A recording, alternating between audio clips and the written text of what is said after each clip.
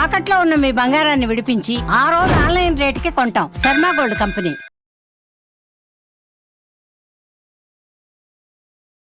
కోయి కోయి సాంగ్ పాడి అందరితో వావ్ అనిపించుకుంటున్నటువంటి గొరప్ప గారు ఉన్నారు. మాట్లాడేద్దాం పదండి. కుర్రోయ్ కోయారే కోయ్ కోయ్ కోయా బామారి సందమామా కోయ్ కోయ్ కోయ్ కోయ్ రే రే లా రే రే లా రే లా రే రే లా రే రే లా రే లా ఎలా రే లా రే లీలా ఎలా రే లా రే లీలా రే లా రే లా రే లీలా. అసలు మీ జర్నీ ఎలా స్టార్ట్ అయింది? పుట్టిందంతా భద్రాచలం ఏరియా. ఆడవాళ్ళని కాపాడుకోవడానికి, ఆడవాళ్ళని రక్షించడానికి 5 రకాల పాములేషన్తో నన్ను పెంచారు. మా ఆడవాళ్ళ జోలికి ఎవరిని వచ్చినా నేను వెళ్ళి మా ఆడవాళ్ళని కాపాడుకునేవాడిని. వెళ్ళి నా చేతి గోలతో గెలిచేవాడిని. అంటే ఏంటి, మీ బాడీ మొత్తం విషం ఉంది కాబట్టి మీ గోరు వాళ్ళకి తగిలితే వాళ్ళు చనిపోతారు. ఒక దేవుడి గురించి మా అమ్మ చచ్చిపోయిందా? నిండు గర్భిణితో ఉన్న మీ మదర్ ని మీ ఫాదర్ కొట్టారా? కొట్టేశాడు. ఎందుకు? అంటే అంటే ఆయన మానసిక స్థితి సరిగా ఉండదా? ఇలా చెప్తే నమ్మడానికి మనుషులు నమ్మరు. మీ లైఫ్లో ఎప్పుడు కూడా చూడని సిచ్యువేషన్ కావచ్చు, లేదా బాధపడిన విషయం కావచ్చు, ఒకటి షేర్ చేసుకుంటారు. నా జీవితంలో నేను కోరుకుంది ఏంటంటే లైఫ్లో అదే ఆ గుడివాడలో ఇల్లు తీసేయగానే నేను ఒంటాకి లేకుండా అయిపోయిందండి. అది నా హృదయం చాలా గాయపడింది. ఇప్పుడు నేను కానీ ఏదైనా చనిపోతే నా భార్య దిక్కులింది అయిపోతుంది.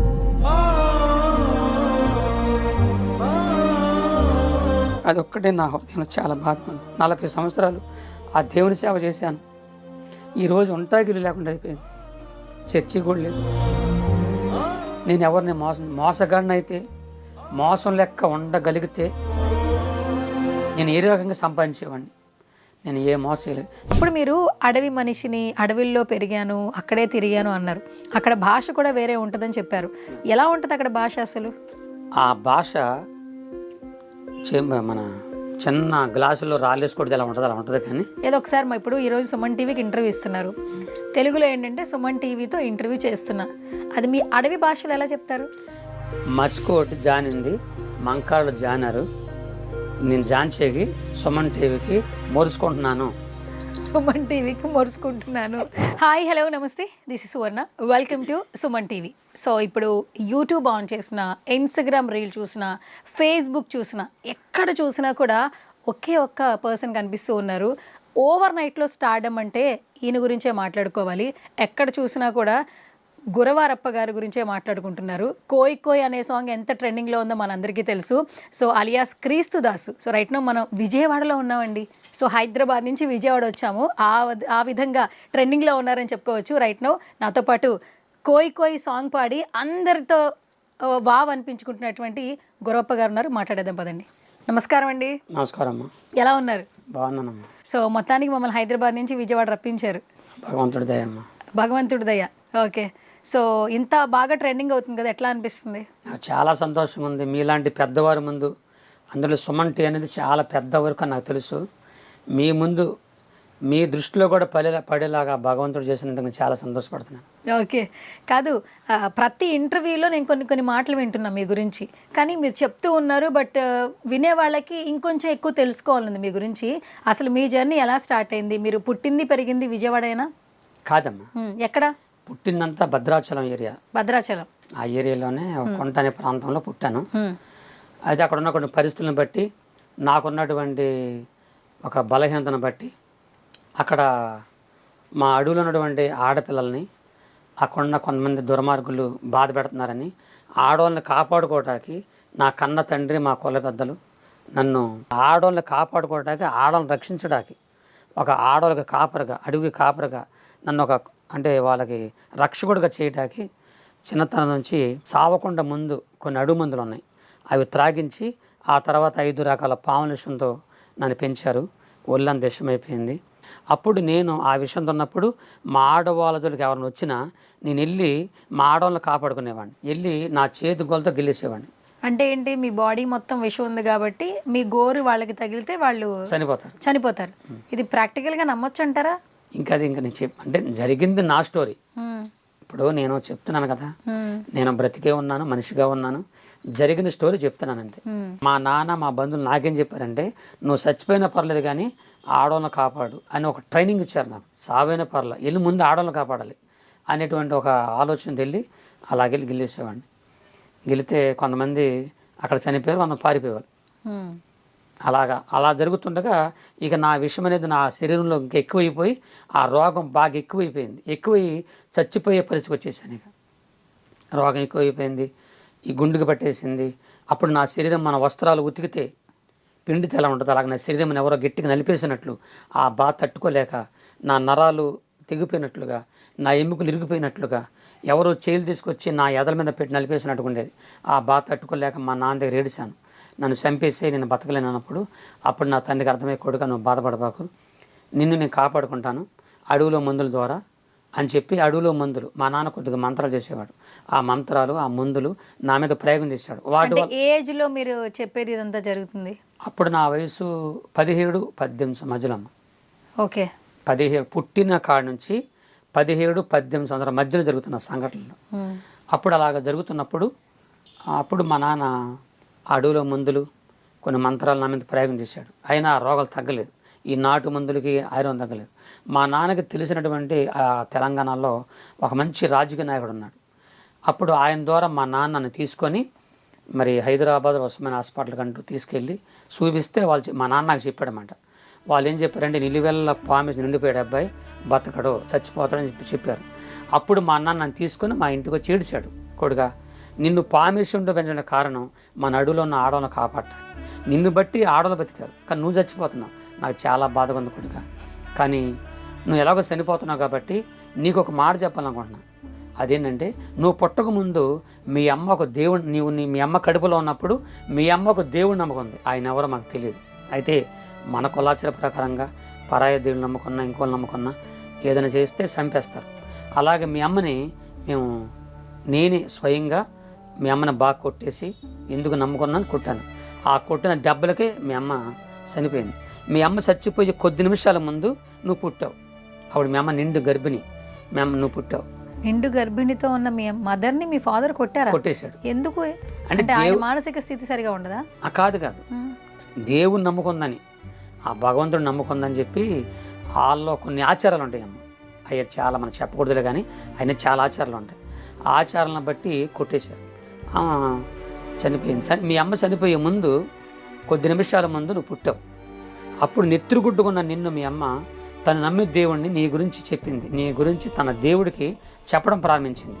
ఏం చెప్తుందంటే, అయ్యా దేవుడా నా కొడుకు పుట్టాడు, ఈడు నీ బిడ్డగా మార్చుకో, బతికించు, నేను ఎలాగో చనిపోతున్నా, నా కొడుకుని కాపాడు, నా కొడుకుని నీ బిడ్డగా మార్చుకోమని చెప్పి ఆ మాటలు చెప్పి మీ అమ్మ చచ్చిపోయింది. మీ అమ్మ చనిపోయింది కానీ నేను నమ్మేది ఏంటంటే మీ అమ్మ నమ్ముకున్న ఆ దేవుడు, మీ అమ్మ ఆరాధించి పూజించిన ఆ దేవుడే నిన్ను ఖచ్చితంగా కాపాడుతాడు, నా నమ్మకం కొడుక. అంటే ఈ మందుల వల్ల నీ రోగం తగ్గట్లేదు కాబట్టి ఖచ్చితంగా నీ తల్లి దేవుడే నిన్ను కాపాడుతాడు అని చెప్పి నాకు చెప్పాడు. అప్పుడు నాకు కొద్దిగా ఆలోచన వచ్చింది, ఒక దేవుడి గురించి మా అమ్మ చచ్చిపోయిందా అంటే ఆ దేవుడు అంత గొప్ప దేవుడు అంటే ఆ దేవుడే జీససా? నాకు చెప్తున్నాను, ఆ దేవుడు అంత గొప్ప దేవుడు. అప్పుడు నాకు తెలియదు ఆ దేవుడు అంత గొప్ప దేవుడు. సరే ఒక దేవుడి గురించి అమ్మగురించి చంపేస్తారా? సరే నాకు చాలా బాధ కలిగి మా అమ్మ గురించి ఏడుస్తూ మా అడవిలో ఉన్న చెట్టు పైకి వెళ్ళిపోయాను. ఆ చెట్టు ఎక్కిన తర్వాత ఆ చెట్టు పైన నుండి ఏడుస్తున్నాను. నాకు అప్పుడు ప్రార్థన నాకు తెలియదు. తల్లి, నన్ను కన్న తల్లి, ఆరాధించి పూజించిన దేవుడా నన్ను కాపాడు, చచ్చిపోతున్నాను, నా రోగమైన చంపేస్తుంది, నన్ను బతికించు అని ఏడుస్తుంటే అలాగ నేను చెట్టు మీద ఉన్నాను. అలా చూస్తుంటే ఆకాశంలో నుండి ఒక తెల్లని మనిషి, మీలాగా ఒక మనిషి తెల్లని వస్త్రాలు ధరించుకొని నేను ఎక్కడైతే ఏ చెట్టు మీద ఉన్నానో నా చెట్టుకి 10 అడుగుల దూరంలో గాల్లో నిలబడ్డాడు. ఆ మనిషి గాల్లో నిలబడితే అదే ఫస్ట్ నేను చూడడం, ఇందుకు గాలిని చూస్తూ ఉన్నా. అప్పుడు ఆ మనిషి నాకు అర్థమయ్యే భాషలో మాట్లాడుతున్నాడు. చెక్కమెగడ మేసర గొప్ప వాతం జలంతం జలపైన కాసుకొని దిలవని దేహం ఏసునుడి దేహమే జీనుడి దేహం. ప్రపంచంలో నీ రోగాన్ని బాగు చేసి నువ్వు చచ్చిపోతున్నావు కదా, నిన్ను బతికించే ఒక ఆయన ఉన్నాడు. ఆయన ఎవరో కాదు, నీ కన్న తల్లి ఆరాధించి పూజించిన ఆ దేవుని పేరే యేసుక్రీస్తు ప్రభు. నిన్ను బాగు చేస్తాడు, నిన్ను స్వస్థపరుస్తాడు అని నాకు అర్థమయ్యే అబ్బాలు చెప్తున్నాడు. అప్పుడు నాకు అర్థమైంది దేవదూత అని. నా కిందకి దిగి 15 రాత్రులు 15 పగలమ్మ నాతోనే అడవిలో ఒక మనిషిలాగే తిరుగుతున్నాడు అన్నమాట. అయితే నేనే నా కాళ్ళేమో కింద అంతా ఉన్నాయి. ఆ అడవిలో నేను నడుస్తున్నాను. దేవదూత నాతో మాట్లాడిన మనిషి కాళ్ళు కనిపించట్లేదు, గాల్లో తేలిపోతున్నారు అన్నమాట. అప్పుడు నాకు అర్థమైంది ఇది మనిషి కాదు, ఎవరో నేను అడిగాను కదా, అందుకే నా తల్లి ఆరాధించింది కదా ఆ దేవుడు వచ్చాడేమో అని ఏడుస్తూ ఉన్నా. అప్పుడు ఆయన కొన్ని విషయాలు చెప్తున్నాడు దేవుడి గురించి. నాకు ఒక విశ్వాసం కలిగింది, ఖచ్చితంగా నా తల్లి దేవుడే నన్ను బాగు చేస్తాడు అనే ఒక నమ్మకం నాకు వచ్చింది. వచ్చిన తర్వాత నేను ఏడ్చాను. అప్పుడు 1984 సంవత్సరం, నాకు బాగా గుర్తుంది, 84 ఆ సంవత్సరంలో గుంటూరు అనే పట్టణంలో ఈ లోపల ఆ దేవత చెప్పిన మాటలన్నీ విని నాకు విశ్వాసం కలిగిపోయింది, ఖచ్చితంగా నా తల్లిదేవుడు కాపాడతాడని. 84 సంవత్సరం ఆ సంవత్సరంలో గుంటూరు అనే పట్టణంలో జీసస్ కాల్స్ యేసు ప్రభు వారి యొక్క సభలు జరుగుతున్నాయి. అక్కడ దేవదూత అక్కడ నుంచి నేనున్న అడవికి ఇక్కడ కొన్ని 100 కిలోమీటర్ల దూరం ట్రైన్లో వచ్చానో బస్సులో వచ్చానో నాకు ఏ వాహనంలో వచ్చానో అంత గుర్తులేదు. నాకు దేవుని దూత నా చేపట్టుకున్నారు, నేను చేపట్టుకున్నాను. అలా చేపట్టుకోగానే కళ్ళు మూసాను, కళ్ళు తెరిసేసరికి ఆ సభలో ఉన్నా. అంటే మీరు ఎలా వెళ్ళారు తెలియదు. ఇక అదే ఆశ్చర్యం ఉండే, దేవుడు అంటే అదే కదా. నేను అట్లా కళ్ళు మూసుకున్నాను, దేవదూత కళ్ళు అట్ట పట్టుకున్నారు. అలా కళ్ళు తెరవగానే ఆ సభలో ఉన్నాను అన్నమాట, గుంటూరులో సభలో ఉన్నా. అంటే ఇలా చెప్తే నమ్మడానికి, అంటే బేసికల్గా ఎవరైతే నమ్మరు కదా, మనుషులు నమ్మరు. దేవుడు చేసే కార్యాలు దేవుడు అంటేనే, ఈ రోజున దేవుడు అంటేనే ఎవరు నమ్మట్లేదు అనుకోండి.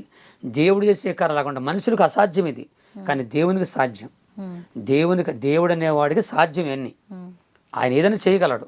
అందుకే ఆయన సర్వాంతర్యం అన్నారు. కాబట్టి అలా ఉన్నాను.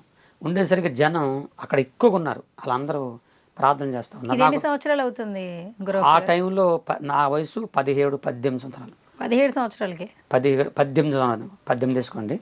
అలాగున్నాను. వాళ్ళందరూ జనమంతా దేవుని స్తుతిస్తున్నారు. నాకు ప్రార్థన చేత కాదు, నేను అలాగే చూస్తూ ఉన్నాను. మీరు ఇంకా ఆశ్చర్యపోతారు. అలా చూస్తుంటే నేను ఒకటే ఏడుస్తున్నాను, అయ్యా యేసయ్యా నీ గురించి తెలుసుకున్నాను, నువ్వు గొప్ప దేవుడిని తెలుసుకున్నాను. నేను చచ్చిపోతున్నాను, నా రోగమే నన్ను చంపేస్తుంది, నన్ను బ్రతికించు, నేను చచ్చిపోయే వరకు నీ సేవ చేసుకుంటాను, నాకు సాయం చేయమని నాకున్న మాటలు నేను చెప్పుకుంటున్నాను. అలా చూస్తుండగానే కళ్ళు మూసుకోవడం చేత కదా నాకు, ప్రార్థన అంటే కళ్ళు మూసుకుంటారు కదా, నేను కళ్ళు తెరిచి ఉన్నాను. ఆకాశంలో, ఇది మాత్రం ఆకాశంలో తెల్లని వెలుగు, ఆ వెలుగు నాకు కనబడుతూ ఉంది. ఆ వెలుగులో నుండి ఒక చేయి నాకు కనబడుతుందండి. ఆ చేతిలో నుంచి ఒక గాయం కనబడుతుంది.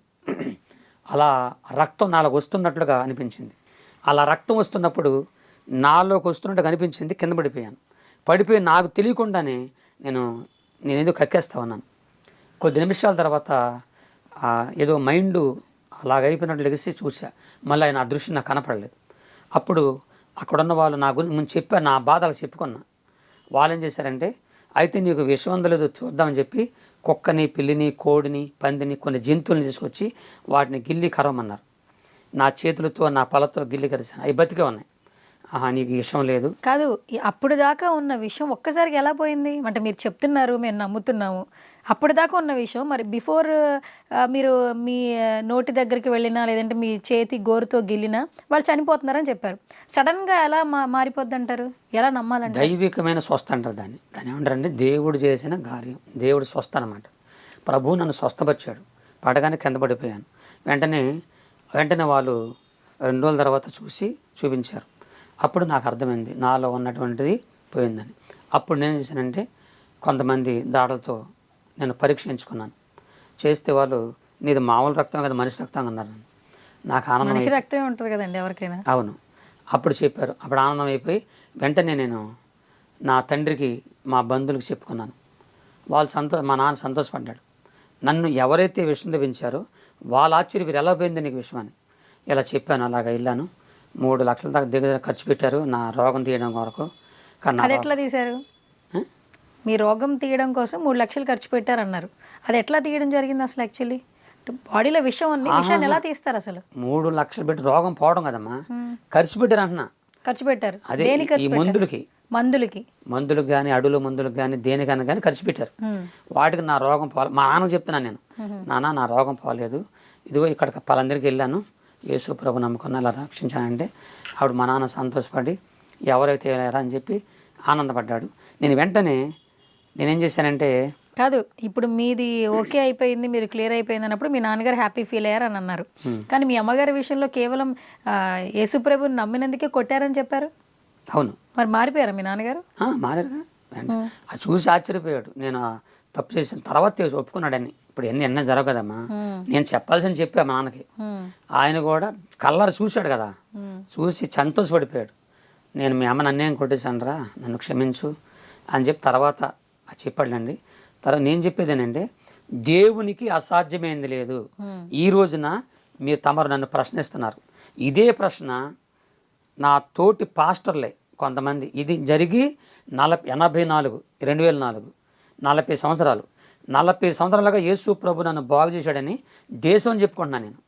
ఇప్పుడు మీకు చెప్పాను, మీకంటే ముందు 2 ఇంటర్వ్యూ ఇచ్చాను.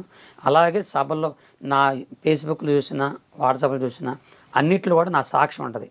ఇప్పుడుగా చెప్పి 40 ఏళ్ళగా చెప్పుకొస్తూనే ఉన్నాను, చెప్పుకుంటూనే ఉన్నాను. ఆ దేవుని గురించి నాకు దేవుడు చేసింది చెప్పుకుంటున్నా. అంతేగాని ఎవరన్నా మతాలు మారండి, మతాలకు వచ్చేయండి నేను ఎవరికి చెప్పలేదు. దేవుడు నాకు చేసింది మాత్రం చెప్పుకుంటా తిరుగుతాను. 40 ఏళ్ళకి తిరుగుతూనే ఉన్నా. అయితే ఇప్పుడు నిన్నగాక మొన్న పుట్టినవారు కనీసం వాళ్ళు పుట్టక ముందే నేను దేశం తిరిగి వచ్చి సేవ చేసుకున్నా, నా సాగు చెప్పుకున్నా. ఇప్పుడు కుట్టిన వాళ్ళందరూ ఏళ్ళ ప్రశ్న ఎత్తున్నారు అన్నమాట. నిజమేనా, విషయం పోయిందా? మీరు సినిమాలు చూస్తుంటారా? ఇప్పుడు ఇదివరకు చూసేవాళ్ళ. పున్నమి నాగు సినిమా ఎవరిది? ఇది ఈ మాట మీకు చెప్పాలమ్మా. యాక్చువల్లీ చాలా మంది ఏంటంటే మీరు మాట్లాడుతుంటే చిరంజీవి గారి సినిమా ఉంది కదా, ఆ సినిమా స్టోరీలా ఉంది అని చెప్తున్నారు. అదే నేను ఇలాగ 40 ఏళ్ళగా చెప్తుంటే, ఆ సభల్లోకి వెళ్ళిన తర్వాత నేను చెప్తుంటే మీలాంటి వారు వచ్చి నీ స్టోరీ అంతా పునమనాథ సినిమాలో కనబడుతుంది, నీ స్టోరీ అదే అని అడిగారు. అప్పుడు ఒకసారి మా నాన్న నాకేం చెప్పాడండి, మా నాన్న బతుకుండగా నాకేం చెప్పాడు, అరే ఎవరో సినిమా వాళ్ళు వచ్చారా, సినిమా వాళ్ళు అంటారు అడవిలోకి వచ్చారు, నీ గురించి ఎంక్వైరీ చేశారా అని చెప్పారు నాకు. మా నాన్న చెప్పాడు, సినిమా వాళ్ళు కానీ ఎవ్వరు కానీ ఈనోటి నా దగ్గరికి ఎవరు రాలా, నా దగ్గరకు మనుషులు వచ్చి మాట్లాడే అవకాశాలు లేవు. ఎందుకంటే నేను ఆ టైపులో ఉన్నాను కదా, నేను నా తెలుగు రాదు, చక్కగా ఏదో నా లోకల్ ఉండేవాడిని.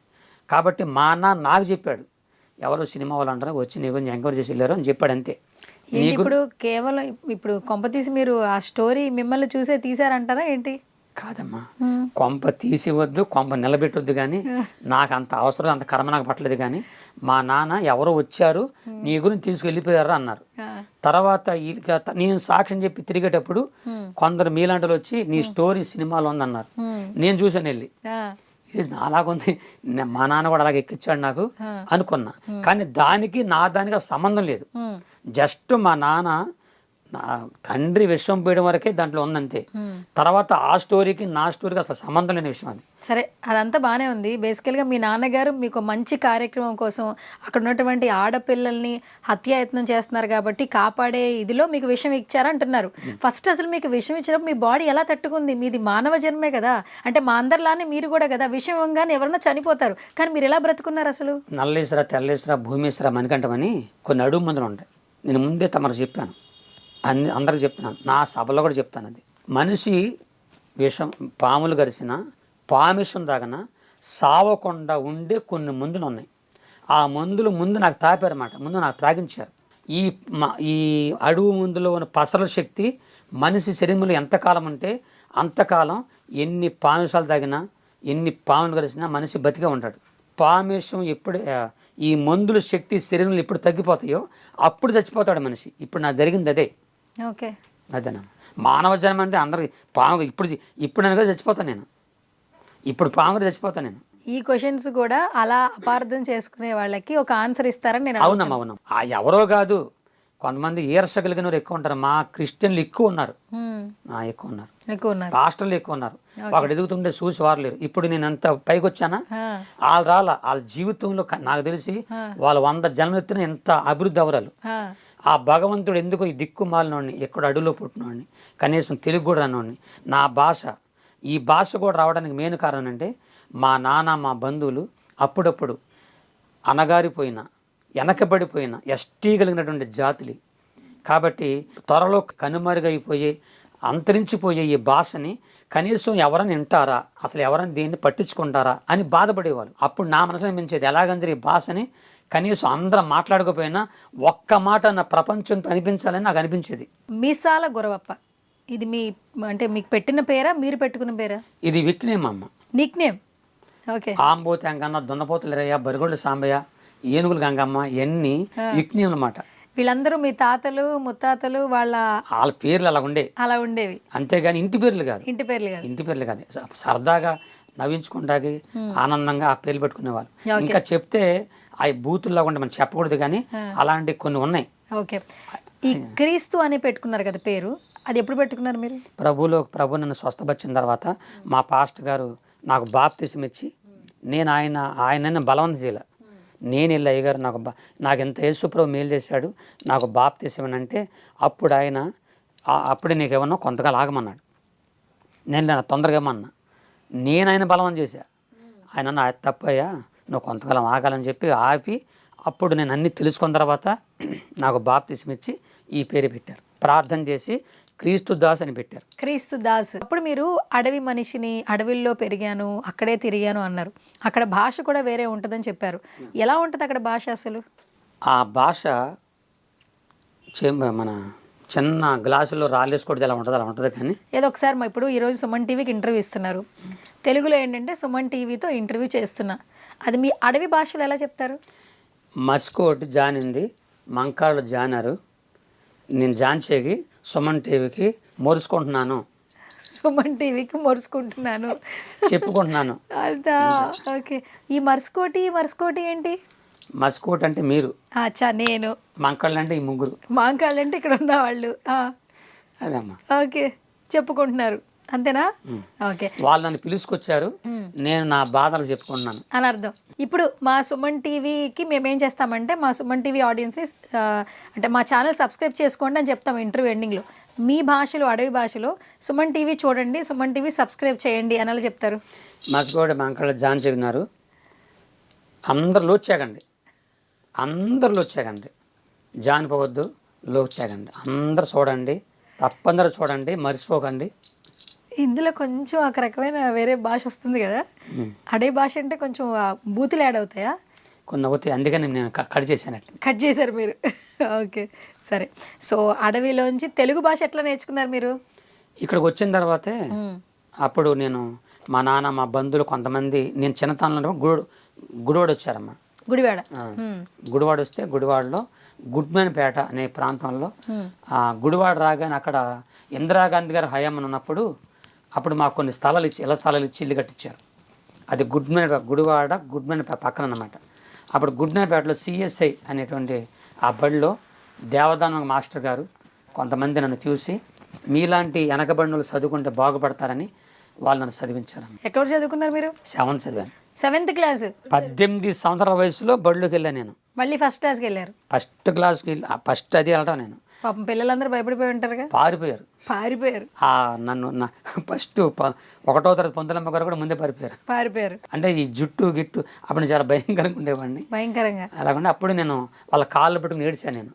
నేను చదువులేనివాడిని, అనాగరికుడిని, కొంచెం చదివించండి, నాకు తెలుగు రాదు, తెలుగు చదివించండి అని ఏడ్చాను వాళ్ళ దగ్గర. నేను అప్పుడు నా మీద ప్రేమతో చదివించారు. 18 ఏళ్ళకి మీరు అప్పుడు స్కూల్కి వచ్చి చదువుకున్నారు, అప్పుడే తెలుగు నేర్చుకున్నారా? అవునమ్మా. ఎక్కడ, ఏ ఏరియా అసలు అది?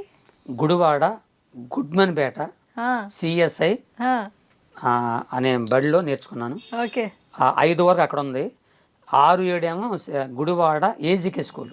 అచ్చా ఓకే. సో ఇప్పుడు మీరు బాగా చదువుకునేవారా? మీకు మార్క్స్ ఎలా వచ్చేవి? నా మార్క్స్ గురించి చెప్తుంటే మరి నవ్వుతారు మీరు. పర్లే చెప్పండి. ఇప్పుడు నా చిన్నతనంలో 7th క్లాస్ ఏజీకేలో చదివినప్పుడు 7th క్లాసులో ఉండేది. 7th క్లాసులో కూడా నేను ఇప్పుడు 10th పిల్లలకి పబ్లిక్ పరీక్షలు ఉన్నాయో 7th కూడా పబ్లిక్ పరీక్షలు ఉన్నాయి. నా రోజుల్లో కష్టపడి రాశాను ఆ 6 సబ్జెక్టులు. నేను రాసిన రైటింగ్ ఆ దిద్దే మాస్టర్లకు అర్థం కాక 6 సబ్జెక్టులకు పెట్టారు 0. ఒక్క సబ్జెక్టుకి 1 మార్క్ రాల. రైటింగ్ రాదా? రైటింగ్ రాదు ఇప్పటికే సరిగా. నేను రాస్తే నా రైటింగ్ ఎవరికి అర్థం కాదు. సంతకం పెడతారా? సంతకం పెడతారు. తెలుగు బాగా చదువుతాను. తెలుగు బాగా చదువుతారు. ఇప్పుడు ఆల్మోస్ట్ సభల్లో మీరు తెలుగే బాగా మాట్లాడుతున్నారు. తెలుగు. మరి ఈ రైటింగ్ ఎలా వచ్చింది మీకు? ఇదే మాస్టర్లే సగం నేర్పించారు. ఓకే. మొత్తానికి 6 సబ్జెక్టులు పోయాయి. 6 సబ్జెక్టులు మొత్తం ఫినిష్ అయిపోయింది. 7th తప్పనమాట, 7th fail. ఇంకా అక్కడ నుంచి మళ్ళీ ఇక అప్పటికే వయసు మీరిపోయిందని బయటకు వచ్చి 7th చదివినందుకు నాకు గవర్నమెంట్ వారు మా మాస్టర్ లెక్క ప్రేమతో స్టేట్ బ్యాంకులో జాబ్ ఇచ్చారు. అంటే వాలంటీర్గా కొంతకాలం కష్టపడి నువ్వు చేసుకుంటే మీకు నేను పర్మనెంట్ చేస్తానని చెప్పారు. ఏం జాబ్ అది? ఫైల్ అందిస్తారు కదా. ఫైల్స్ అందిస్తారు అంటే ఆఫీస్ వర్క్ చేశారు, ఆఫీస్ బాయ్ లెక్క. బాయ్ లాగా. అదే నేను అప్పుడు చేస్తున్నప్పుడు అప్పుడు నాకెందుకో కొద్దిగా నా ప్రేరేపణ, నాకెంత దేవుడు మేలు చేశాడు కదా. మరి ఆ రోజు నేను మొక్కబడి చేసుకున్నాను, అయ్యా నన్ను దేవుడా నన్ను బాగా చేస్తే నీ సేవ చేస్తానన్నాను కదా, మళ్ళీ ఈ పని చేస్తే బాగోదని చెప్పేసి నేను వెంటనే కొంతమంది పాస్టర్ గారు అయ్యగారు చెప్పుకొని, మా పాస్టర్ గారు చెప్పుకొని ప్రార్థన చేసుకొని ఇంక వెంటనే ఆ పని కూడా మానుకొని, నా చిన్నతనంలో యవ్వన పనులన్నీ మానుకొని దేవుని సేవకు వచ్చానమ్మా. వచ్చి ఒక చిన్న చర్చిలో గుడివాడ పక్కన ముదినేపల్లి ఉండదు, ముదినేపల్లి పక్కన గురజ అని ఊరు ఉండదు, అక్కడ పాస్టర్ గారుగా నేను సేవ చేయడం ప్రారంభించాను. ఎన్ని సంవత్సరాల నుంచి మొదలు పెట్టారు అలా పాస్టర్గా మీరు?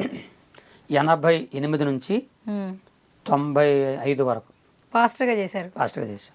ఇప్పుడు మీ వయసు ఎంతో తెలుసుకోవచ్చా? 60 దాటుతుంది. 60 దాటింది. ఓకే, బాగానే ఆరోగ్యంగా ఉన్నారు, బాగా కనిపిస్తున్నారు ఆరోగ్యంగా. అవునమ్మా. ఏం తింటారు మార్నింగ్ ఈవినింగ్ ఏం తింటారు?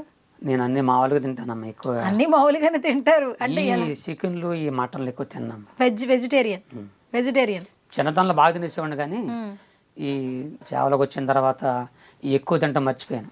సేవలోకి వచ్చాక వెజిటేరియన్ తినాలనే ఉందా? ఎక్కువగా అవసరం లేదు అంటే అలా కాదు, నేను వెళ్ళే ప్రతి చోట కూడా ఎక్కువగా ఇదే పెడతారు.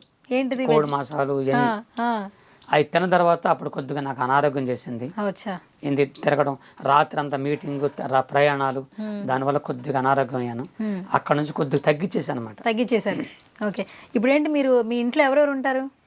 నేను, నా భార్య. పెళ్ళయింది మీకు? నాకు పెళ్ళయింది. ఓకే. 2 కూతుర్లు. 2 పిల్లలు? 2 కూతుర్లు, 2 అల్లుళ్ళు, 3 మనవరాళ్ళు, 1 మనవడు. ఓకే. పెద్ద కూతురు పెద్ద అల్లుడు గుడివాడలో ఏసఐ సేవ చేసుకుంటారు, వాళ్ళిద్దరికి బాబు పాప. చిన్న కూతురు చిన్నలుడు ఇదే విజయవాడలో చిన్న జాబులు చేసుకుంటారు, వాళ్ళిద్దరు ఆడపిల్లలు. అమ్మ, నేను, నా భార్య ఉంటాం. ఓకే. మీ భార్య పేరేంటి? ప్రభు కుమారి.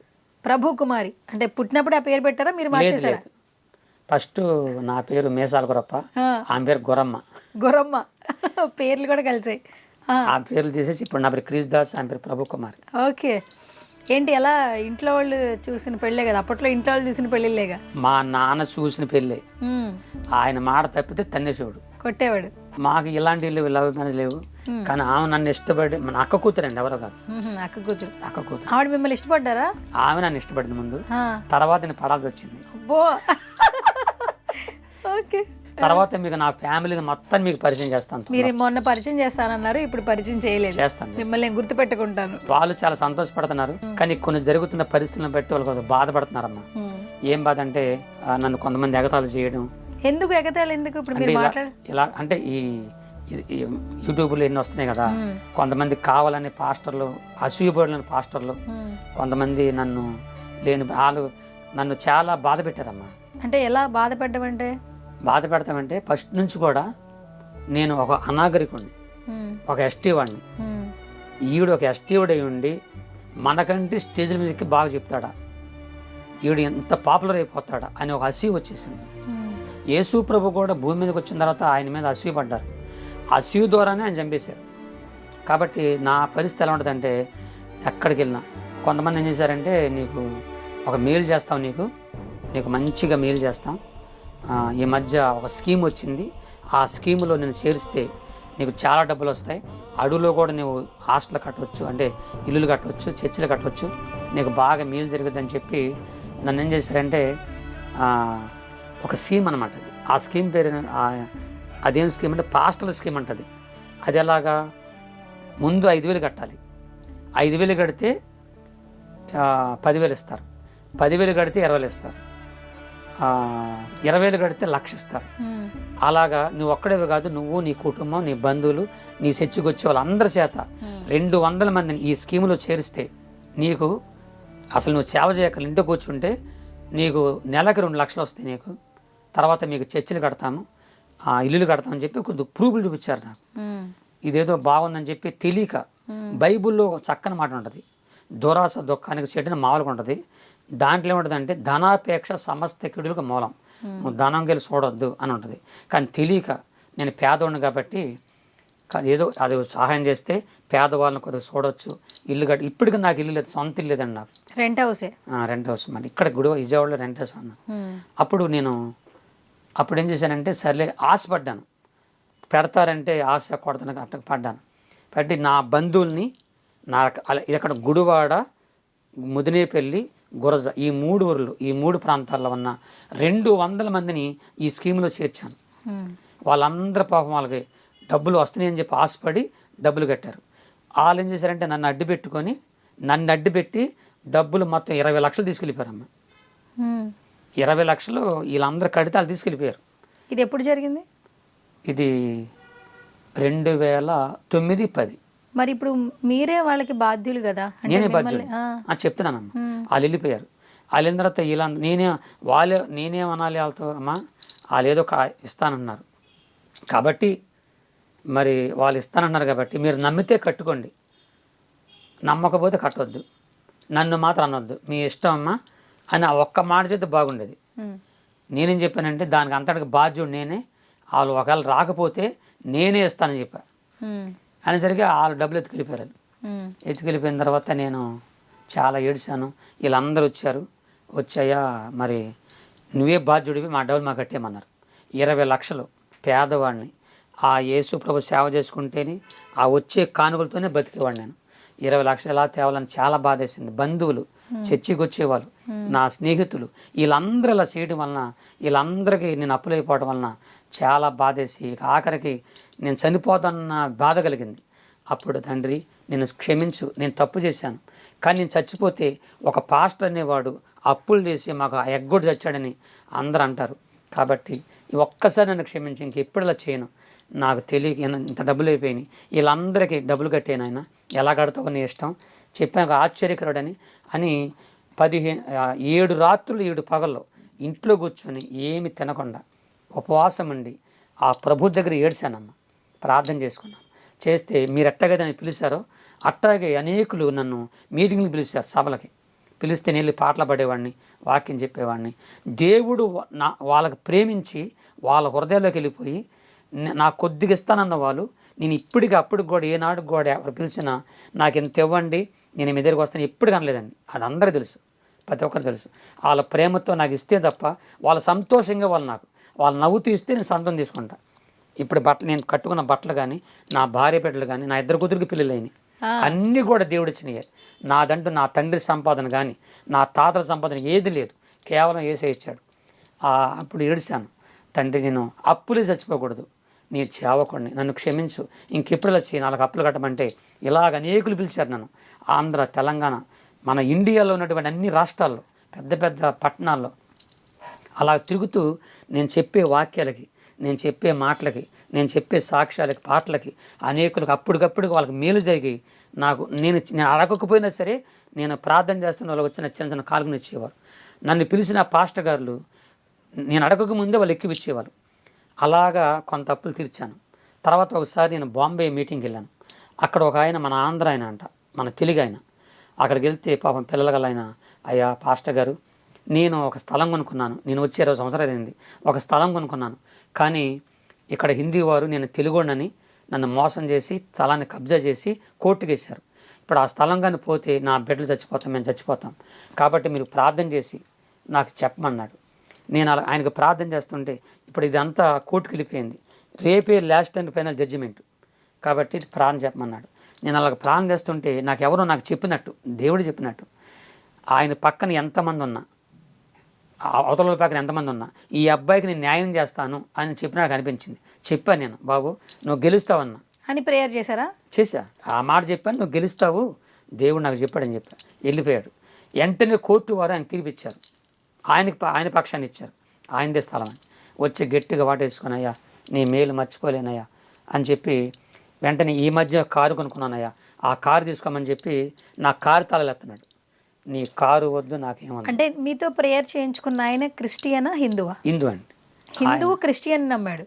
ఆయన వచ్చాడు మాట, తెలుసుకుని వచ్చి మరి తెలుసుకుని వచ్చారు. తెలుసుకొని వచ్చాడు మాట. ఓహో, అంటే ప్రార్థన కోసం వచ్చాడు, క్రైస్తవులుగా మారిపోవడం కాదు, అదేలేండి, ఈ ఆయనకున్న మీతో సమస్యను prayer బట్టి చేయించుకోవడానికి. అంతే ఇస్తా అంటే ఏమంటే మీ కారు వద్దు ఏమొద్దు నాకు, నేను మీకు ప్రేయర్ చేస్తే మీకు నిజంగా మీకు మేలు జరిగితేనే ఇదిగో నా యొక్క నెంబరు, అది ఈ ఉంటాయి కదా మన అకౌంట్ నెంబర్ ఉంది కదా, తీసుకోండి, మీకు ఏదైనా సాయం చేయండి, మీ కారు వద్దు ఏముంది, మీ కారు తీసుకున్నాను కాదని, నాకు అలాంటి ఆశలు కోరుకోవడం నాకు, కాబట్టి తీసుకోమని చెప్పి ఈ రోజు కండి ఆ రోజు ఈ రోజు కూడా నా చేతులకు కానీ నా శరీరం కానీ ఒక్క బంగారం కానీ ఒక ఇండి ధరించనమ్మా. ఎందుకో తెలియదు, నాకు ఆ భగవంతుడు ఇవ్వలేదు. చెప్పాను నాకు ఏమొద్దు, మీరు ఏదన్నా సహాయం చేయదలిస్తే దేవుడు మీకు ప్రేరేపిస్తే నిజంగా నా ప్రార్థన వల్ల పాటల వల్ల మీకు మేలు జరిగితే సహాయం చేయమని చెప్పి నా అకౌంట్ నుంచి వెళ్ళిపోయాను. సరే వెళ్ళిపోయిన తర్వాత బ్యాంకులో కొంత సహాయం చేశాడు ఆయన. ఆ మొత్తం ఒక టైం వచ్చినప్పుడు బ్యాంకు బ్యాలెన్సు నాకు ఇచ్చిన కానుకలు అన్నీ లెక్కేసుకున్నా. 20 లక్షలు తీర్చేశారా? 21 లక్షలు వచ్చింది దేవుడు నాకు ఇచ్చాడు. 1 లక్ష ఎక్స్ట్రా వచ్చింది. ఎంత టైంలో? అది ఒక సంవత్సరం టైంలోనే, ఒక సంవత్సరం లోపలనే 21 లక్ష ఆ భగవంతుడు నాకు ఇచ్చి, అదే ఆశ్చర్యకరుడు అండి. ఇస్తే ఆ 1 లక్ష రూపాయలు పెట్టి ఎవరికైతే 200 మందికి నేను అదే అప్పులు చేశానో వాళ్ళందరిని పిలిపించి ఇచ్చేసారా? ఒక చిన్న మీటింగ్ పెట్టి మా పాస్టర్ గారు ఒక ఆయన పిలిపించి కొంతమంది పిలిపించి గుడివాడలో ఉన్న పాస్టర్ని పిలిపించి మాట్లాడుకొని వాళ్ళందరి చేత నా భార్య నా కుటుంబం చేత ఎవరైతే వాళ్ళ రసీదులు ఉంటాయన్నమాట ఎంత ఇచ్చాను వాళ్ళందరికీ ఎవరి కవర్లు పెట్టి వాళ్ళకి ఇచ్చాను, నన్ను క్షమించండి, మీకు వడ్డీ కట్టలేను, మీ డబ్బులు మీకు అసలు ఇచ్చేస్తానని చెప్పి చెప్తే వాళ్ళందరూ సంతోషపడ్డారు. ఇది మాత్రం యథార్థంగా జరిగిన సన్నివేశం. నేను ఒక్క రూపాయి కూడా కొట్టకుండా ఆ సభలో చెప్పింది అంటే ఇంకెవరికైనా మర్చిపోయినేమో, ఇంకెవరికైనా ఇవ్వలేమో ఇవ్వండి.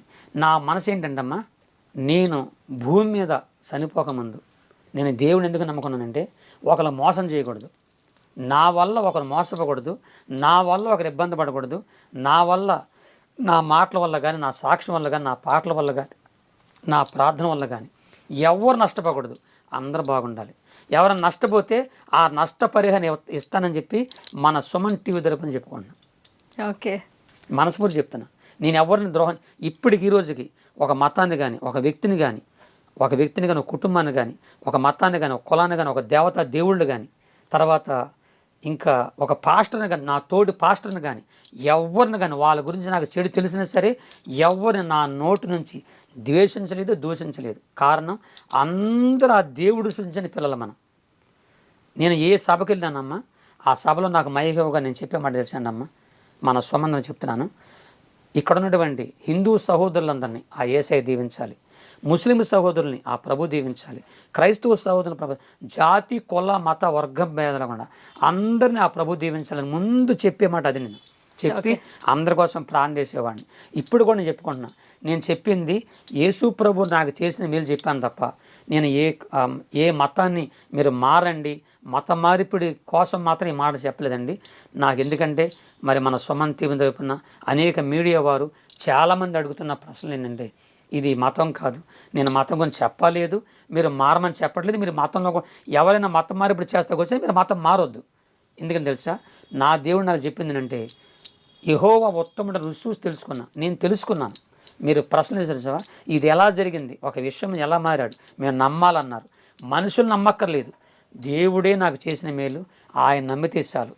ఆ రోజు నుంచి ఈ రోజు వరకు నేను ఒక మోసగాడిని కాదు, ఒక మోసం చేయలేదు, ఒక దగా చేయలేదు, ఆబ్రక దాబ్రకని మహిమలు చేయలేదు, పెద్ద చర్చిలు కట్టలేదు, లేకపోతే ఇంకో చిత్రాలు విచిత్రాలు చేసి ఒక మెరకలు చేయలేదు.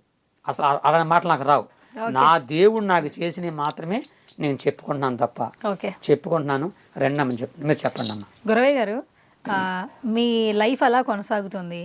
20 lakhs మీకు సంబంధం లేకపోయినా మీరు మోసపోయారు.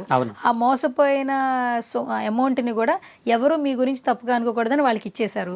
అసలు మీ జీవన పోషణ అంటే మీ ఫినాన్షియల్గా మీరు ఎలా స్ట్రాంగ్, మీరు ఏ పని చేస్తారంటే ఈ సభల్లో మాట్లాడడం ఆ ప్రోగ్రామ్స్ చేయడం వల్లే మీకు డబ్బులు వస్తాయి. ఆ డబ్బులతోనే మీ కుటుంబాన్ని మీరు చూసుకుంటున్నారు. ఇంకొక మాట మంచి మాట చెప్పారమ్మా, అసలు ఇది చెప్దాం అనుకున్నాను, చక్కని ప్రశ్న వేశారు. గుడివాడలో కింద ఇల్లు పైన చర్చి కట్టుకున్నానమ్మా, అదే 100 గజాల భూమిలో కింద ఇల్లు, అది మా నాన్నగారిది అన్నమాట. అది గవర్నమెంట్ వారు మాకు ఇచ్చినటువంటి ల్యాండ్లో మా నాన్నగారు నాకు ఇచ్చిన స్థలం అది. నా తండ్రి కలిసిన స్థలం అది.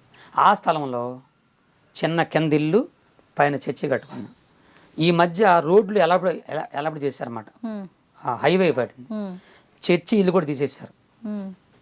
నాకు ఈ 2 పోగానే కొద్దిగా డబ్బులు ఇచ్చారు ప్రభుత్వం వారు, సహాయం చేస్తే నేను ఎక్కడ కట్టుకోవాలని అలాగే ప్రాణం చేసుకుంటే మన విజయవాడలోనే నొన్ననే ప్రాంతంలో చిన్న స్థలం కొనుక్కున్నానమ్మ. ఎప్పుడు?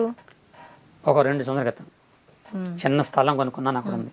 అయితే అక్కడ కట్టుకోవటానికి నా దగ్గర డబ్బులు లేక ప్రస్తుతం విజయవాడ రామారపాడులో రెంట్కి నెలకు 15,000 రూపాయలు చొప్పున రెంట్ కొంటున్నాం.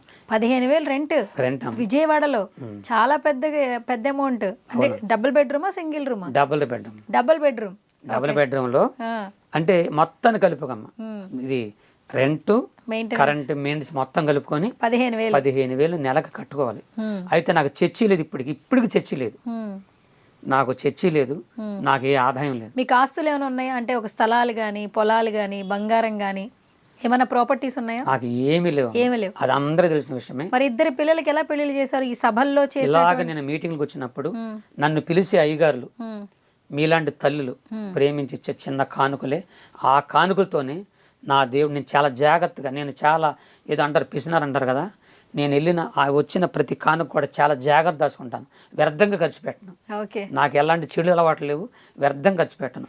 ఆ వచ్చిన పద్దాన్ని ప్రార్థన చేసుకుంటాను, నా భార్యకి ఇస్తాను. నేను నా భార్య మోకరించి ప్రార్థన చేసుకొని అలాగ నా బిడ్డల్ని పెంచుకొని పెద్ద చేసుకొని పెళ్ళిళ్ళు చేసుకున్నాను.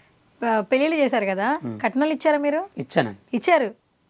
2 పిల్లలకి ఇచ్చారు. 2 కూతుళ్ళు కూడా ఏ లోటు లేకుండా అన్ని చూసుకున్నాను. 2 అల్లుడిని కూడా మంచిగా చూసుకున్నాను, ఏమి ఇబ్బంది లేదు. నా కూతుర్ని నా ఇద్దరు ఒక్క మాట అంతా గోడలకు చేశా.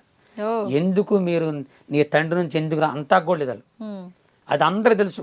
ఇంకోటి, నేను చేసే ప్రతి పని కూడా 4 పెద్దలను పెట్టి చేస్తానమాట. ఏదే కూతురు విషయం కానీ ఏదైనా చేయాలన్నా చేసుకుంటాను, ఒక్కడిగా చేయను. ఓకే, ఇదంతా బాగానే ఉంది గురవయ్య గారు. యాక్చువల్లీ సభల్లో కొంతమంది పాల్గొంటూ ఉంటారు. ఈ మధ్య కాలంలో ఏంటంటే కొన్ని వీడియోస్ మేము చూస్తున్నాం. కొంతమంది పాస్టర్లు ఏంటంటే పాస్టర్లోనే భగవంతుడు ఉన్నాడు అని కొన్ని మాయలు చేస్తున్నారు. ఏంటి, అక్కడికి సభలకి ఎవరైనా వస్తుంటే వాళ్ళ ఆరోగ్యం సరిగా లేకపోతే, వాళ్ళు ఒక రకమైన సిచ్యువేషన్లో ఉన్నప్పుడు వాళ్ళు ప్రేయర్ చేసేటప్పుడు స్టేజ్ మీద నుంచోపెట్టి నుదుటి మీద వేలు పెట్టి బైబిల్ మీద చెయ్యి పెట్టించి వాళ్ళ రోగాన్ని మాయం చేసామంటున్నారు. అంటే ఒక ట్యాబ్లెట్ లేకుండా టెక్నికల్గా మెంటల్గా వాళ్ళని బాగు చేసామని చెప్తున్నారు. అట్లా చెప్పడం వల్ల హిందుత్వం ఎవరైతే తీసుకున్నారో, సనాతన ధర్మం గురించి ఎవరైనా తెలుసుకున్నారో వాళ్ళు క్రిస్టియన్ వాళ్ళ మీద ఆగ్రహాన్ని వ్యక్తం చేస్తున్నారు. నిజంగా పాస్టర్ అనేది ప్రేయర్ చేసేటప్పుడు ఆ పాస్టర్లో దైవత్వం వస్తుందా? నిజంగానే వాళ్ళకి మేలు చేస్తున్నారా? మీరు ఒక క్రిస్టియన్ వైపు సపోర్ట్ చేసే పర్సన్గా కాకుండా యేసుక్రీస్తుని నమ్మే ఒక వ్యక్తిగా ఏం చెప్తారు? నేను తమకు చెప్పేది ఒక మాట చెప్పన్నా, చాలా మంచి మాట చెప్పారు. ఎందుకంటే ఇది కావాల్సిన మాట. ఇది 40 సంవత్సరాలు 1984 నుండి 2004 వరకు నేను వెళ్ళే ప్రతి సభలో కానీ ప్రతి చర్చిలో, నేను కట్టిన చర్చిలో కానీ ఎవరికి కూడా నేను చేయబెట్టి కానీ అలా తోచినట్టు కానీ కింద పడినట్టు కానీ లేకపోతే ఇంకేదో మాయలు చేసినట్టు కానీ ఎవ్వరు నిరూపించలేరు. అసలు నా వీడియో మీరు చూడండి. నేను ఏ స్థలం మీద ఉంటానో అక్కడ మైకి పట్టుకొని అక్కడి నుంచి ప్రార్థన చేస్తాను తప్ప, అక్కడి నుంచి వాళ్ళకి మేలు జరిగితే దేవుడు చేయాలి కానీ మనుషుల్లోకి దేవుడు వచ్చేసి అయితే దేవుడు రాడు. మీలో కూడా దేవుడు వస్తాడు, మాలో అందరికి వస్తాడు. దేవుడు అనే ఆయన అందరిలోకి వస్తాడు, అందరిని ప్రేమిస్తాడు. ఇంకోటి చెప్తున్నా, మనిషిని హృదయమే దేవుని ఆలయం. ఆలయాలు దేవుడు కాదు. ఆలయాల్లో బైబిల్ ఏముందంటే ఆలయాలు మనుషులు కట్టించిన ఆలయాల్లో దేవుడు ఉన్నాడు, మనిషిని గుండెలోని దేవుడు ఉంటాడు. నేను అలా పెట్టుకున్నాను. మత్తయి సువార్త 5వ అధ్యాయం ఏముందంటే హృదయ శుద్ధి గల వారు ధన్యులు, వారు దేవుని చూస్తారు. హృదయం అనేది శుద్ధిగా ఉండాలండి. మన శుద్ధిగా ఉంటే ఆయన మనలో ఉంటాడు. కాబట్టి నేనుగా అలాంటి చేయలేదు, తర్వాత అలాంటి విమర్శన చేయడం కూడా అది నాకు తెలియదు అనమాట. ఇలా తెలియదు. అందుకే నేను చెప్తున్నా, మన హిందూ సోదరులు కానీ ఇంకోలు కానీ క్రైస్తవులకు చెప్తున్నాను, ఇలాంటి మాయ మాటలకు మీరు పడొద్దు.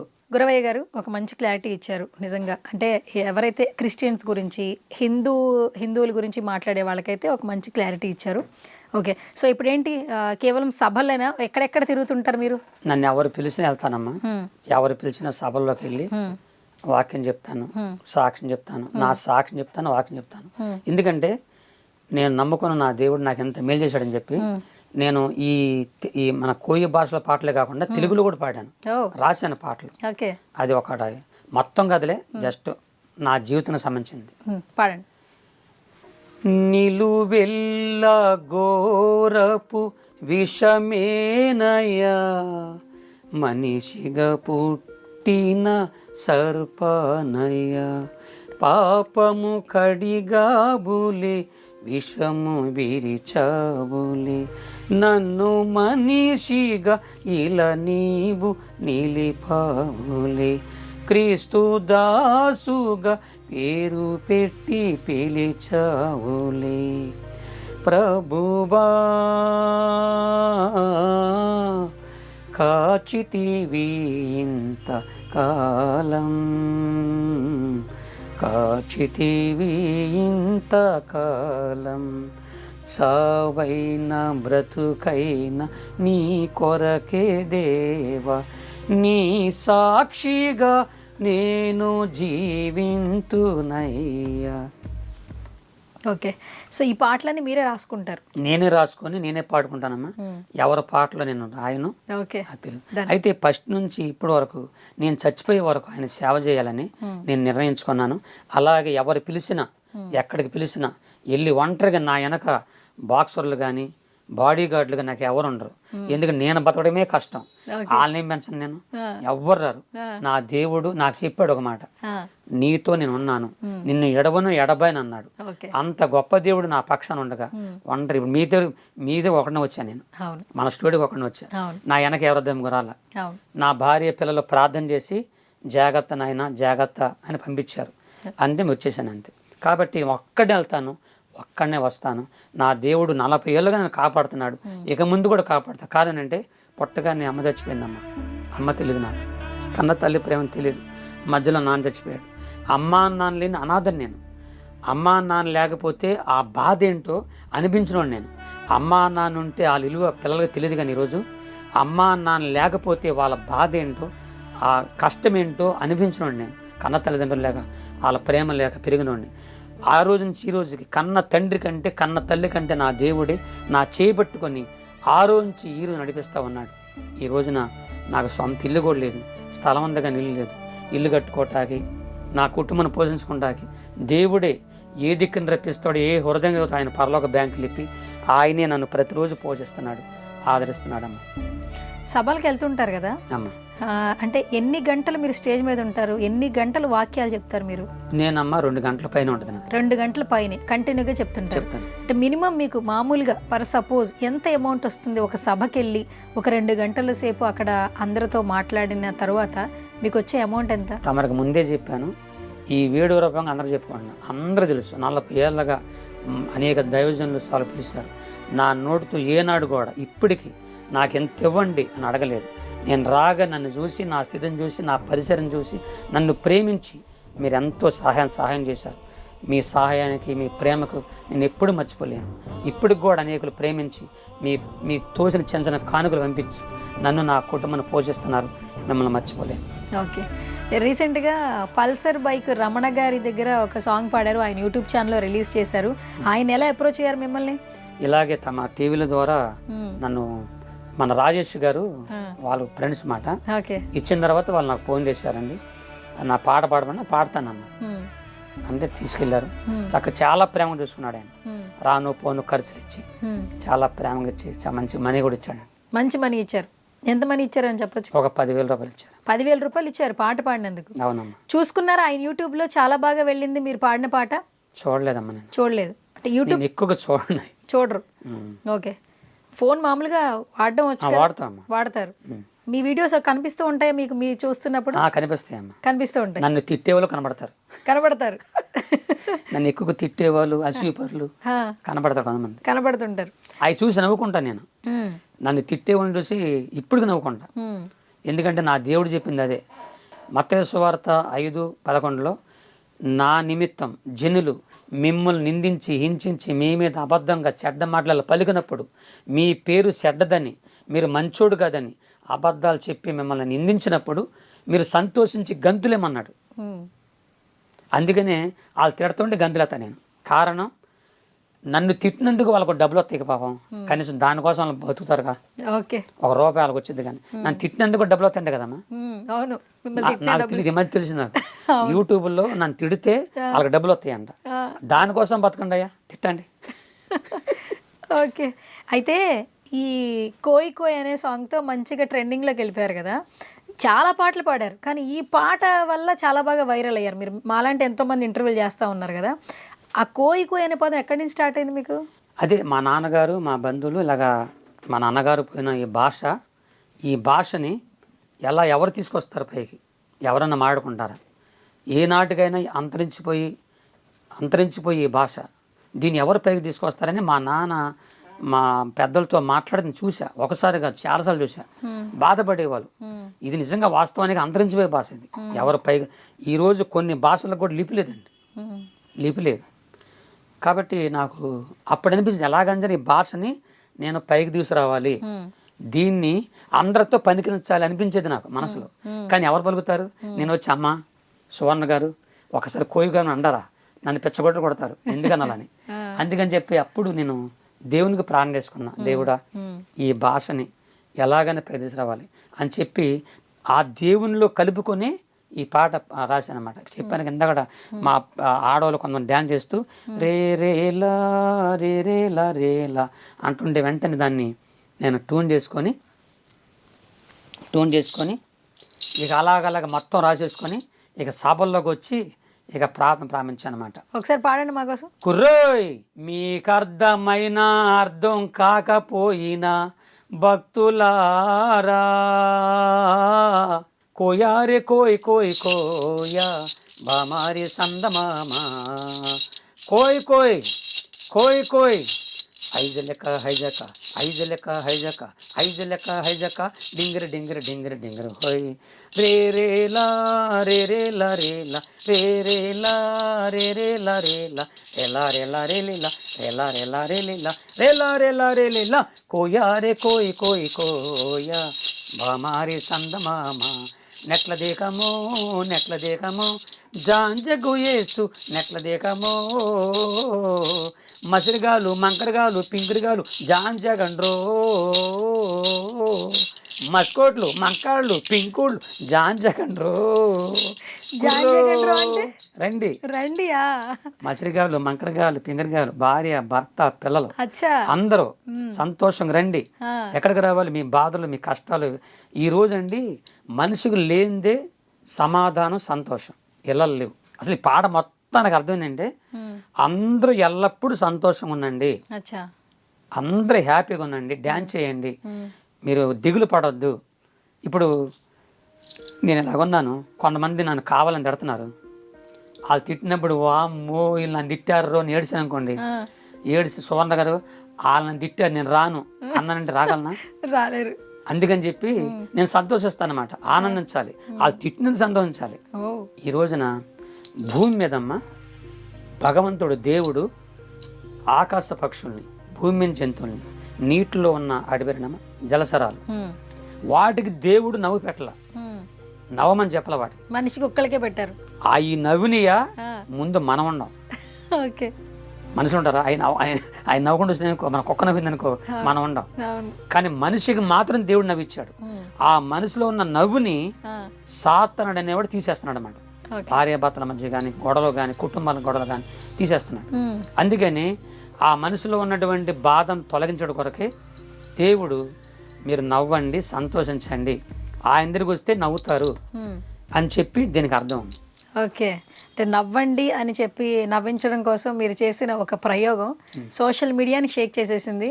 ఎక్కడెక్కడో నుంచి వస్తున్నారు మిమ్మల్ని కలవటానికి, మాట్లాడడానికి చాలా మంది. ఫస్ట్ మీ ఆవిడ రియాక్షన్ ఏంటి? మీ మిస్సెస్ ఏమంటున్నారు? ముందు ఏడ్చింది. ఎందుకు ఇంత ట్రోల్ అయ్యావు? ట్రోల్ అన్నా కూడా ఆమెకు తెలియదు. ఆమెకు అసలు ఈ రోజుకి వాళ్ళు కూడా రావు, చదువులేదు. ఫోన్ చూస్తారా? ఫోన్ చూస్తా. పక్కింటి వాళ్ళు ఎదింటి వాళ్ళు ఏం చెప్తున్నారా? అంటే మీ హస్బెండ్, మీ ఆయన ఇలా అయ్యా. ఇప్పుడు నేనున్న దగ్గర చాలా మంది నేను తెలీదు, మీరేం తెలీదు. తెలిస్తే మొత్తం వాళ్ళంతా నన్ను ఆ అద్దె నుంచి తీసేస్తారు. నేనని తెలియదు అలా ఎవరికి. ఓకే. అయితే ఈ విషయం ఏంటంటే నా భార్య ఏడిచి బాధపడుతుంది, అయ్యా తిడుతున్నారయ్యా నిన్ను అందరూ, బాధ పెడుతున్నారండి అయ్యా, నువ్వు బాధపడకయ్యా అని బాధపడ. కాబట్టి ఆమెకు సంతోషం ఉంది.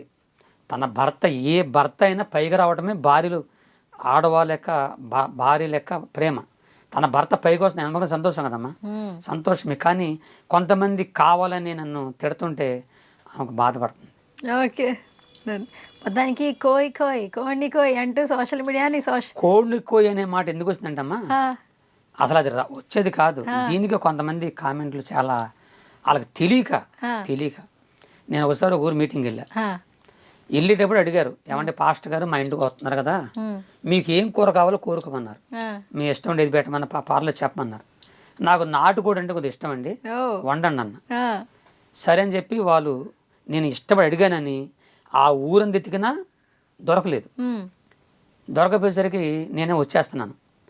ఎలాగని చెప్పి వాళ్ళు బాధపడుతున్నారు. నాకు భోజనం తయారు చేసేవాళ్ళు బాధపడుతూ ఎలాగా అని చెప్పి ఆలోచిస్తుండగా పక్కింటోడు కోడలు వాళ్ళ ఇంట్లోకి వచ్చింది.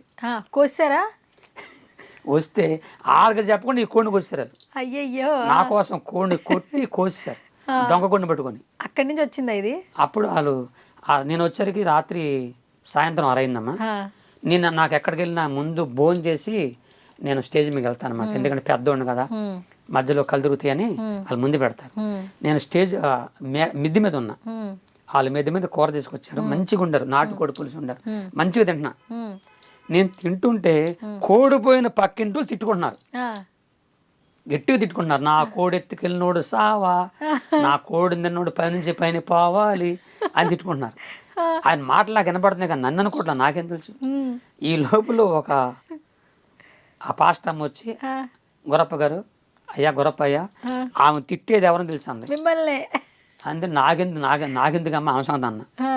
ఆమె ఎందుకు కదా అయ్యా, ఆమె తిట్టేది నిన్నే ఉంది, నన్ను ఆ దొంగ కూడా అది దానిది అది చెప్పకుండా కోసే ఉన్నారు.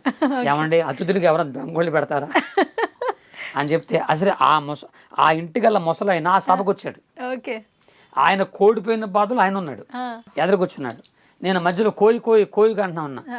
కోయి అంటుంటే ఆయనకు అర్థం కాక ఆ దేశంలో ఉండి కోడికోయి అన్నాడు. అక్కడ వాళ్ళందరూ కూడా కోడికోయి. ఇక అక్కడ నుంచి అలా వచ్చిందమ్మా. అలా వచ్చిందనమాట. అంటే పక్కింటి వాళ్ళ కోడి ఇటు రావడం వల్ల ఈ కోడిని కోయి వచ్చిందనమాట. అయ్యయ్యో, దానివల్ల కోయి మంచి మాట అది.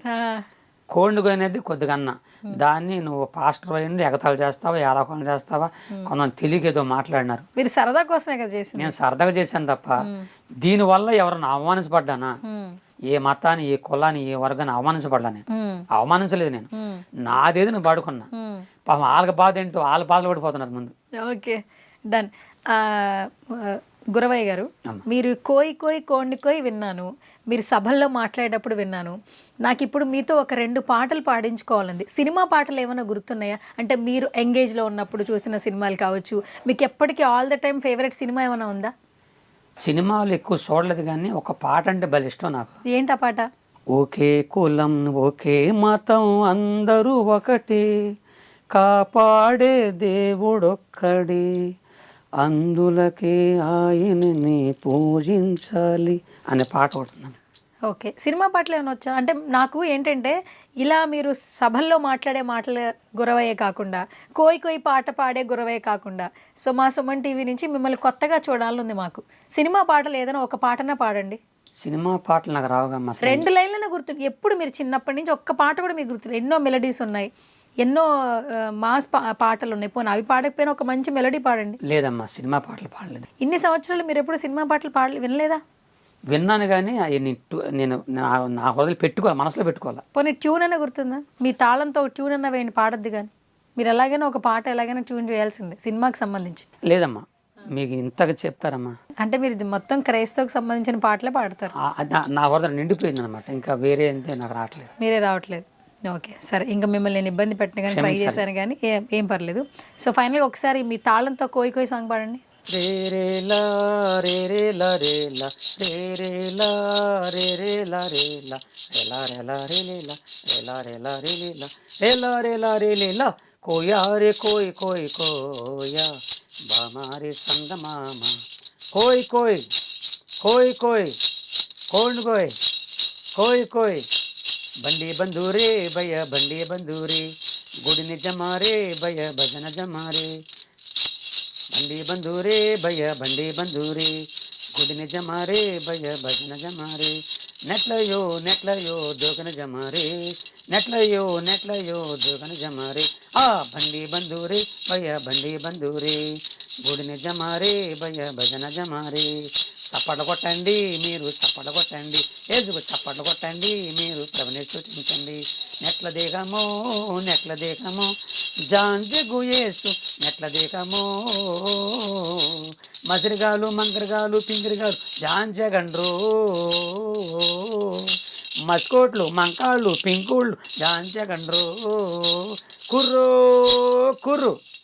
ఓకే, సో స్వీట్ అండి. సో మీ పాట బయటకు వచ్చిన తర్వాత కొన్ని మీమ్స్ ట్రోల్స్ వచ్చాయి. కొన్ని వీడియోలు చూపిస్తా, మీ రియాక్షన్ చెప్పండి.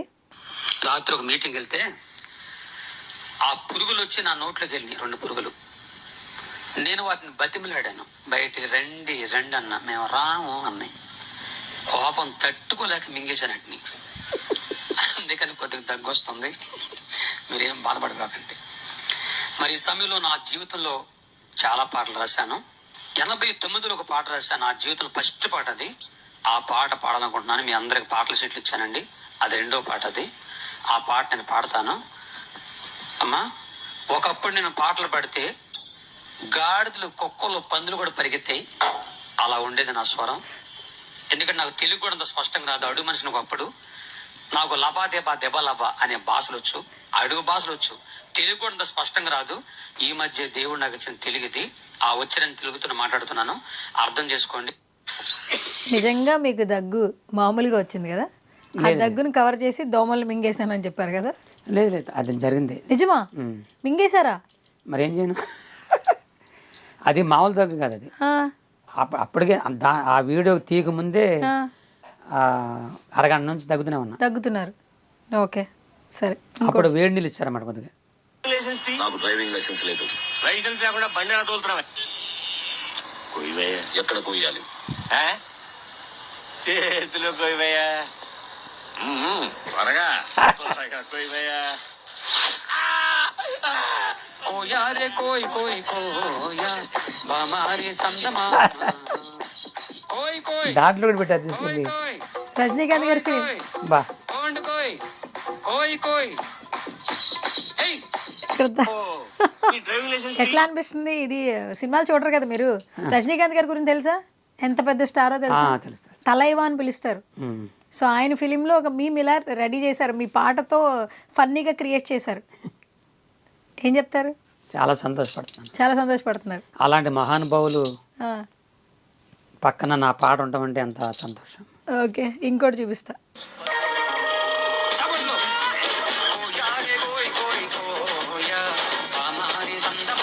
చచ్చిపోయానా?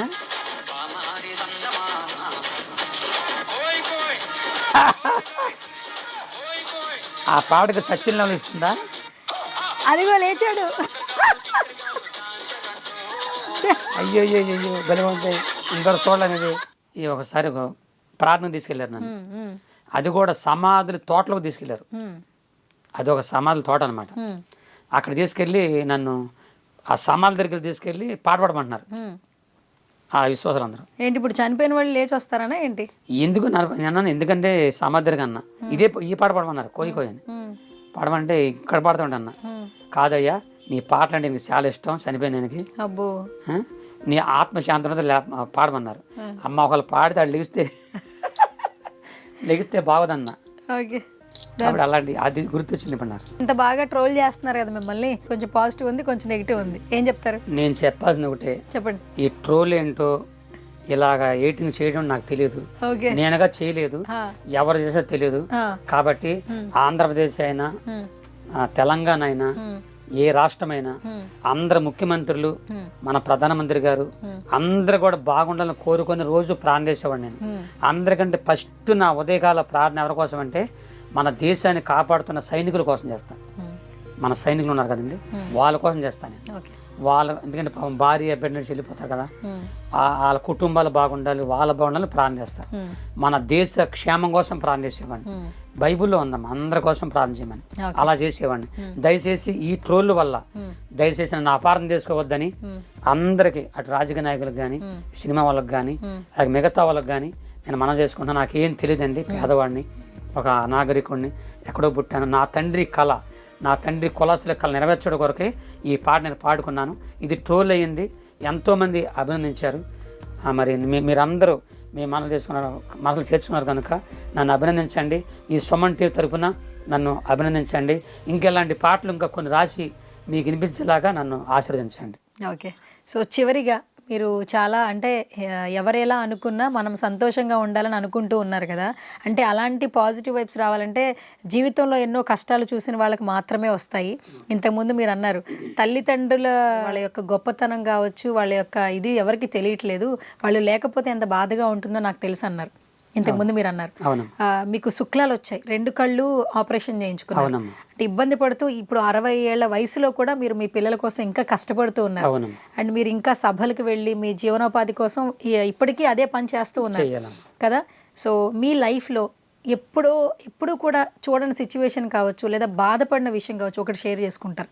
నా జీవితంలో నేను కోరుకుంది ఏంటంటే లైఫ్లో అదే ఆ గుడివాడలో ఇల్లు తీసేయగానే నేను ఒంటాకి లేకుండా అయిపోయిందండి. అది నా హృదయం చాలా గాయపడింది. ఇప్పుడు నేను కానీ ఏదైనా చనిపోతే నా భార్య దిక్కులింది అయిపోతుంది.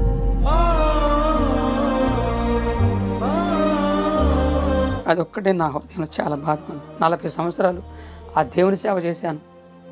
ఈరోజు ఒంటాగిల్లు లేకుండా అయిపోయింది. చర్చి కూడా లేదు.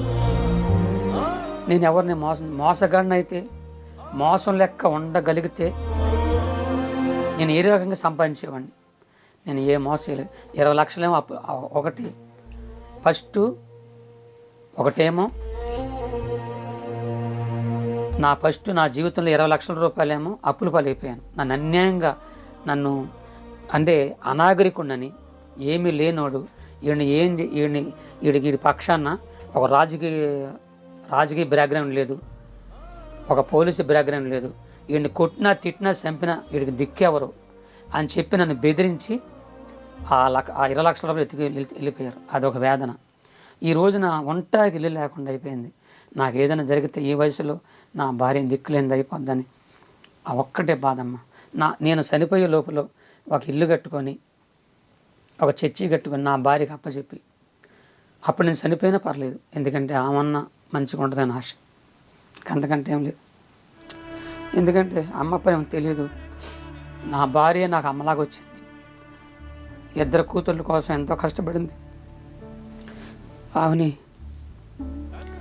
ఎంతగానో ప్రేమగా చూసుకుందాం అనుకున్నాను, కానీ ఈ రోజున బజార్ నిలబడ్డాను. అద్దీంట్లో ఉంటుంటే బాధగా ఉంది. వెళ్ళకపోతే జరిగేది కాదు. మీటింగ్కి వెళ్తేనే ఎవరైనా దైవజనులు, విశ్వాసులు ఇచ్చిన ప్రేమ కలిగిన కానుకలు నా కుటుంబాన్ని పోషించుకుంటున్నాను.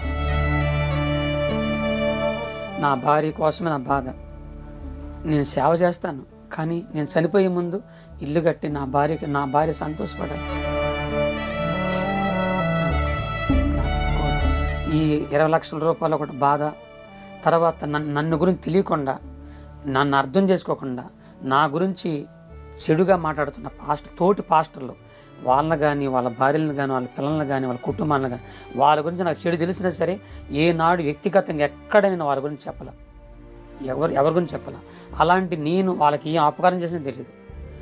అలాంటి వాళ్ళు నన్ను గురించి చెడు చెప్పి, నేను మీటింగ్కి వెళ్తుంటే ఆ మీటింగ్లకు వెళ్ళే వాళ్ళకి ఫోన్లు చేసి ఆయన పిలవకుండా దొంగోడు, వాడు అబద్ధికుడు అని వాళ్ళకి చెప్పి నన్ను పిలవకుండా చేస్తున్నారు.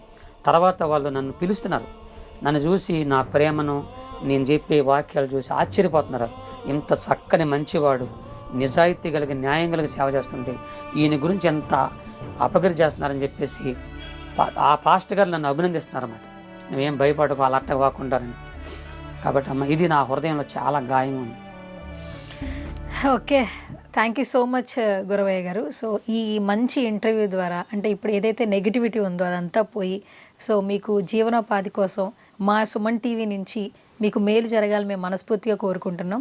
సో ఈ విజయవాడ సరౌండింగ్స్లో ఎక్కడున్నా కూడా సభలు జరిగినా, లేదంటే మీరు ఎంటర్టైన్ చేస్తారు అని వాళ్ళకి అనిపించిన ఆ ఈవెంట్లో మీ పార్టిసిపేషన్ ఉండాలని మనస్ఫూర్తిగా కోరుకుంటూ, ఈ ఏజ్లో కూడా ఇంకా కష్టపడుతూ మీ చివరి కోరిక ఒకటే చెప్పారు, నేను బాగుండాలి కాదు, నా భార్య బాగుండాలి, నాకంటూ ఒక సొంత ఇల్లు కావాలన్నారు.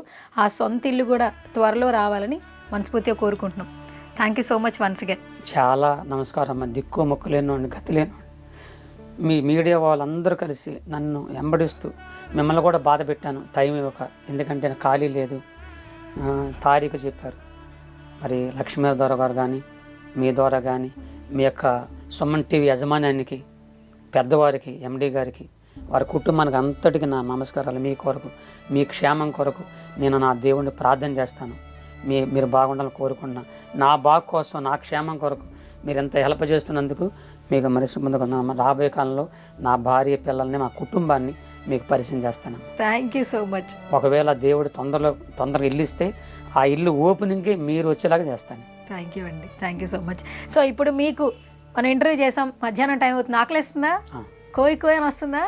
చాలా వస్తుందా? అయితే కోడిని కోసే సమయం కూడా తీసుకొచ్చేస్తున్నాం అనమాట. హ్యాపీగా ఫుడ్ తినండి, మంచిగా భోజనం చేయండి అండ్ ఆరోగ్యంగా ఉండండి. నిజంగా చాలామందికి ఇన్స్పిరేషన్. 60 ఏళ్ల వయసులో ఇంకా కష్టపడుతున్నారు అండ్ చివరి దాకా కూడా మీ భార్య గురించి ఆలోచిస్తున్నారు, పిల్లల గురించి ఆలోచిస్తున్నారు. మీకు ఇంకా మంచి జరగాలి మనస్ఫూర్తిగా కోరుకుంటున్నాం. గురవయ్య గారు, విజయవాడ వస్తే మాత్రం ఖచ్చితంగా మిమ్మల్ని కలుస్తూ ఉంటాం. Thank you.